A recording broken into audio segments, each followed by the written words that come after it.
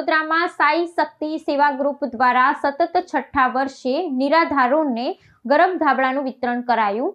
સંસ્થાના સંચાલક વિક્કી શ્રીમાળીએ દાતાઓનો આભાર માન્યો।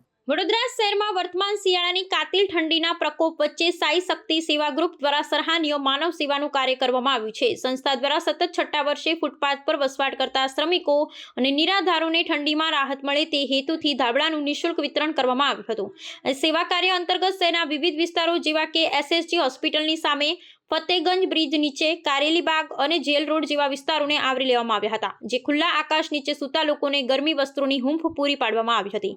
ઉલ્લેખનીય છે કે સાઈ શક્તિ સેવા ગ્રુપ છેલ્લા 5 વર્ષથી વડોદરા શહેરમાં અવિરતપણે વિવિધ સેવાકીય પ્રવૃત્તિઓ દ્વારા સમાજ સેવાનું ઉત્તમ ઉદાહરણ પૂરું પાડી રહ્યું છે।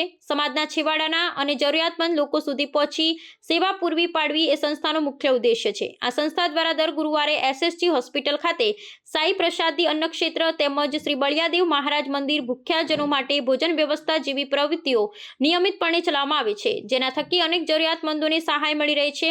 આ વર્ષના ધાબળા વિતરણ કાર્યક્રમને સફળ બનાવવા માટે અનેક શ્રેષ્ઠીઓ અને સંસ્થાના સભ્યો ઉત્સાહભેર સહયોગ આપ્યો હતો।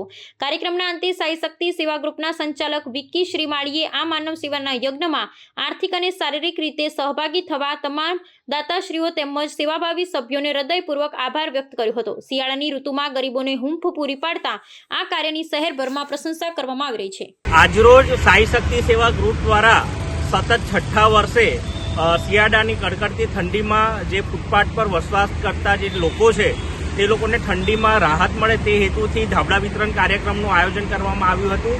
આ કાર્યક્રમના આયોજનની અંદર અમારા સાઈ શક્તિ સેવા ગ્રુપના તમામ દાતાશ્રીઓ અને સાથે સાથે અમારા જેટલા પણ સભ્યો છે એ તમામ લોકો જોડાયા હતા અને આ વિતરણનો કાર્યક્રમ હવે વડોદરા શહેરના એસએસજી હોસ્પિટલ, ફતેગંજ વિસ્તાર, સ્ટેશન વિસ્તારના વિવિધ જે વિસ્તાર છે ત્યાં આગળ અમે તેનું વિતરણ કરીને જે ફૂટપાથ પર વસતા લોકો છે તે લોકોને ઠંડીમાં રાહત મળે તે હેતુથી ધાબળા અને વિતરણ કરીને તે લોકોને લાભાર્થીઓને લાભ આપ્યો હતો।